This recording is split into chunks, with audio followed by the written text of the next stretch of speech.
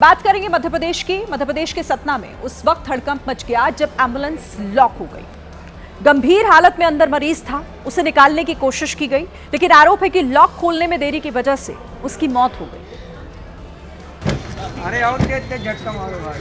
मरीजों को लेकर एम्बुलेंस समय से अस्पताल के बाहर पहुंच गई थी, लेकिन डोर खुल नहीं रहा था। ड्राइवर दरवाजे को खोलने की कोशिश कर रहा था, लेकिन दरवाजा पूरी तरह से फंस गया। काफी जोर लगाने के बाद भी जब एम्बुलेंस का डोर नहीं खुला तो ड्राइवर परेशान हो गया, क्योंकि एम्बुलेंस के अंदर मरीज की हालत बिगड़ती जा रही थी। इसीलिए एम्बुलेंस ड्राइवर खिड़की से अंदर दाखिल हुआ और दूसरा स्टाफ बाहर से डोर को खींचने लगा, फिर भी दरवाजा नहीं खुला। अरे और तेज झटका मारो भाई। एम्बुलेंस के अंदर से दो लोग दरवाजे को धक्का देकर खोलने में जुटे रहे। वहाँ से खोलो ना भैया वो वाला। काफी मशक्कत के बाद पैरों से मारकर दरवाजा तोड़ा गया। उसके बाद मरीज को एम्बुलेंस से बाहर निकाला गया, लेकिन तब तक मरीज की सांसें थम चुकी थी। बीमार राम प्रसाद ने सतना जिला अस्पताल के दर पर ही दम तोड़ दिया। परिजनों ने खस्ताहाल एम्बुलेंस को मौत का जिम्मेदार ठहराया। उत्तर प्रदेश के शाहजहांपुर में एक रेस्टोरेंट पर दबंगों ने फायरिंग कर दी, जिससे इलाके में दहशत फैल गई। रेस्टोरेंट मालिक और ग्राहकों ने अंदर छिपकर किसी तरह अपनी जान बचाई। दबंगों ने रेस्टोरेंट के बाहर काफी देर तक हंगामा किया। इस दौरान वो गाली गलौज करते रहे और रेस्टोरेंट मालिक को मारने की धमकी देते रहे। इसी दौरान दबंगों के गुट से एक युवक ने अपनी कमर से तमंचा निकालकर फायरिंग करने की कोशिश की, लेकिन फायर मिस हो गया। लेकिन एक दबंग लगातार हंगामा करता रहा और बार बार रेस्टोरेंट मालिक को मारने की धमकी देता रहा। इसी दौरान तमंचा लिए युवक ने दूसरी बार फायरिंग करने की कोशिश की और जैसे ही गोली चली वहां दहशत फैल गई। फायरिंग के बाद वहां से दबंग फरार हो गए, जिसके बाद रेस्टोरेंट मालिक ने पुलिस को फोन किया। सीसीटीवी के आधार पर पुलिस आरोपियों की पहचान कर कार्रवाई में जुट गई है।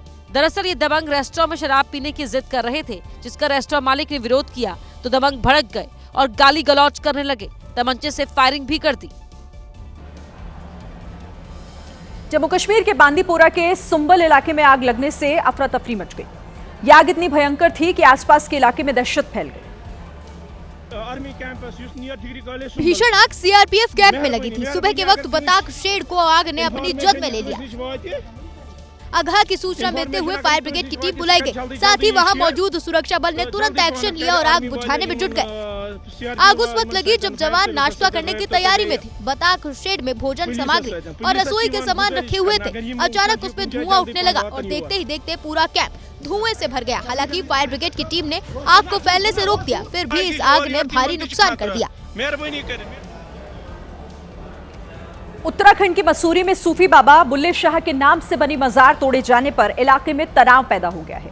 स्थानीय लोग गुस्से में आरोपियों की गिरफ्तारी कर सख्त एक्शन की मांग कर रहे हैं। साथ ही ये सवाल उठाए जा रहे हैं कि आखिर किसके इशारे पर मजार में तोड़फोड़ की गई। 24 जनवरी की शाम कुछ असामाजिक तत्व हथौड़ा और सब्बल लेकर मजार परिसर में घुसे और मजार को नुकसान पहुंचाए।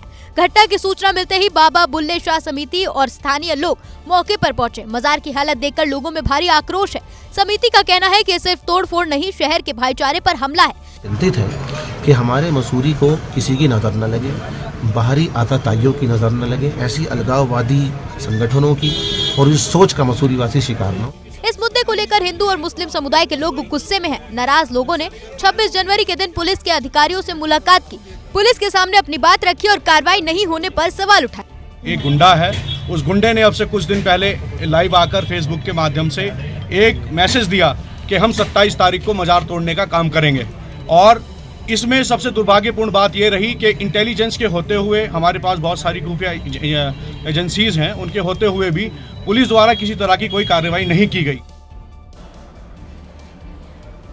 आरोप है कि उपद्रवियों ने मजार पर रखे धार्मिक ग्रंथों को भी क्षतिग्रस्त किया है।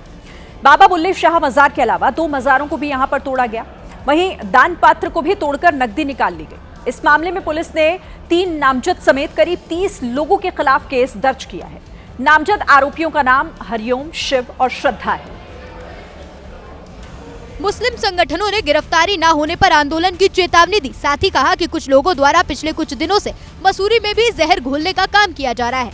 हमें ऐसा लगता है कि पूरे प्रदेश में ये सरकार के छोड़े हुए गुंडे हैं जो सरकार की शह पे काम कर रहे हैं। अगर इन पे लगाम नहीं लगा तो प्रदेश का माहौल बहुत ज्यादा खराब होने की आशंका है। इस हंगामे और बयानबाजी के बीच हिंदू रक्षा दल के अध्यक्ष भूपेंद्र उर्फ पिंकी चौधरी ने अपने संगठन कार्यकर्ताओं के साथ मजार तोड़ने की जिम्मेदारी ली है।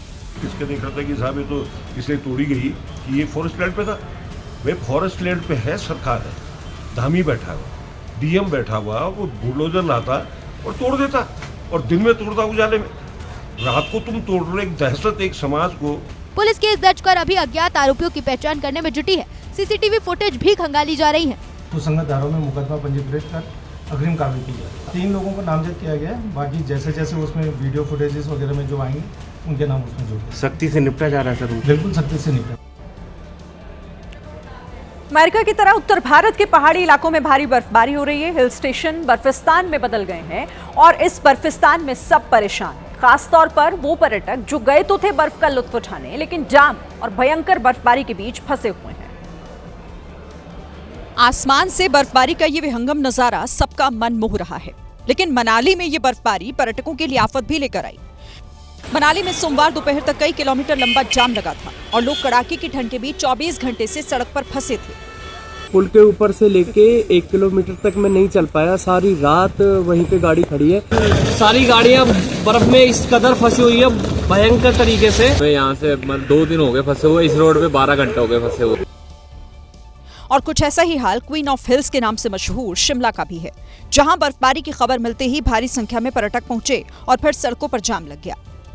मौसम विभाग के मुताबिक अगले 5 दिन तक रुक रुक कर बर्फबारी जारी रहेगी। इसीलिए अगर आप हिमाचल प्रदेश में कहीं जाने का प्लान कर रहे हैं तो सोच समझ कर जाइएगा, क्योंकि जाम आपके लिए सजा बन सकता है।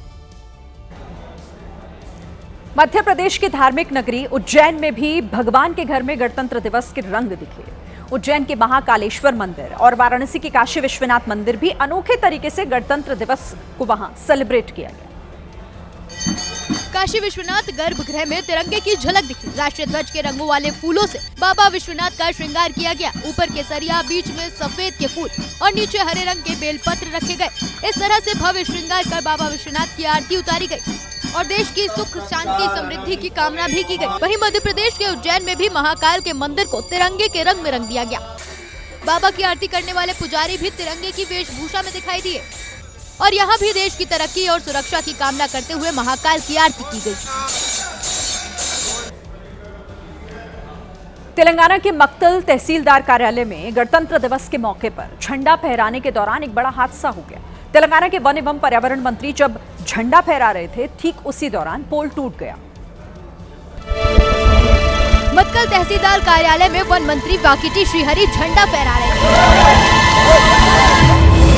लेकिन ये क्या, झंडा फहराते ही पोल टूट गया। पोल झंडा समेत नीचे आ गया तो अफरा तफरी मच गई। मंत्री जी के आसपास खड़े अधिकारियों और पुलिसकर्मियों के ऊपर पोल धड़ाम से गिरा, जिससे उन्हें चोटें आई। लेकिन सौभाग्य से वन मंत्री वाकिटी श्रीहरि उस समय थोड़ा आगे खड़े थे, जिससे वो बाल बाल बच गए।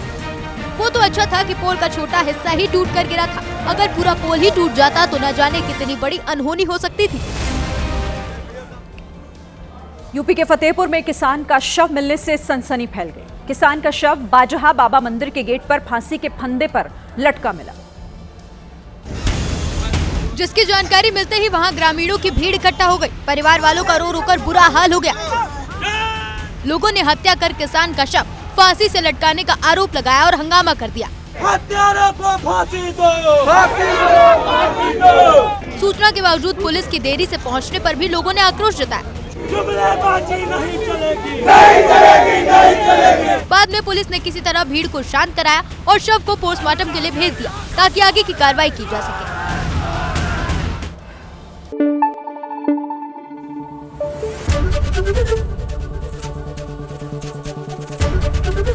एबीपी न्यूज आपको रखे आगे।